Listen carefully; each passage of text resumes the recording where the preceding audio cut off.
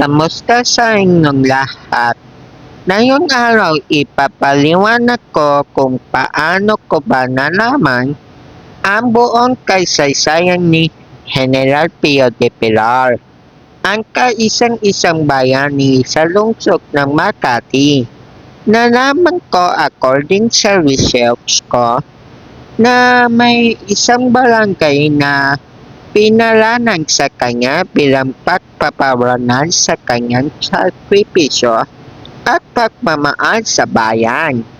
Tara, kilalanin natin si General Pio de Pilar, ang kaisang-isang bayani sa lungsod ng Makati. Okay, sino ba si General Pio de Pilar? Tunay na panalan, Pio Isidro y Castaneda. Pinalitan niya ang apelido naging Del Pilar para protektaan ang kanyang pamilya. Kapaanatan, ipinanak siya noong Hulyo 11, 1860 sa Balo Culi-Culi na ngayon ay Barangay Pio de Pilar, Makati. Pagiging katipunero, sumali siya sa katipunan noong Mayo 1896. Itinatag ang sariling kabanata na tinawag na matagumpay at ginamit ang sagisag na pag-una. Siya ay nakaranas ng pagpapahirap ng mga Espanyol, ngunit hindi ibinunyag ang manalihim ng samaan, manalabanan. Pinamumunuan niya ang mga pwersang Pilipino sa mahahalagang labanan tulad ng labanan sa Binatayan, kung saan nagwagi tayo laban sa mga Espanyol at lumaban din sa Bacoor, Las Piñas at laban sa mga Amerikano hanggang sa ay madakip at ipinatapon sa Guam. Pagpanaw, napatay siya noong Hunyo 21, 1931.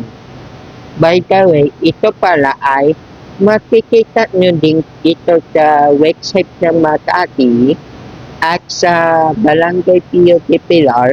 Hindi ito isang peking information o dawa-dawa lang. Kasi nag-research na po ako.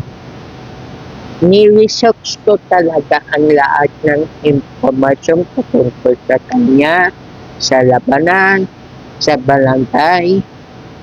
Opo. Ito na yung aking kwento ko patungkol dito. Kamusta sa inyong lahat? Ngayong araw, ipapaliwanag ko kung paano ko ba nalaman ang buong kasaysayan ni General Pio de Pilar. Noong 2022, isang araw, habang nakasakay ako sa train, nakita ko ang nakasulat sa likod ng damit. Ang nakasulat sa damit ay General Pio de Pilar, ipinanak sa Makati, bayani ng ating lahi. Hindi ko alam kung bakit o kung ano ang ibig sabihin ng sulat. Tapos nung nagsimula na ako mag-research sa internet patungkol sa sulat na basa ko mismo, nalaman ko ang buong katotohanan. Bayani pala si General Pio de Pilar at ipinanak siya sa Culi-Culi na ngayon ay Barangay Pio de Pilar na. At nalaman ko din kaya pinalanan sa kanya ang isang barangay sa lungsod ng Makati bilang pagpaparangal sa kanyang sakripisyo at pagmamahal sa bayan. Kaya tuwing taon, ipinagdiriwang ang kanyang kaalawan sa mismong barangay kung saan siya isinilang. Hindi ito peking impormasyon patungkol sa kanya. Ito si General Pio de Pilar, ang kaisang-isang bayani sa lungsod ng Makati. Ayun lang, Maraming salamat sa pakikinig at hanggang dito na lang. Paalam!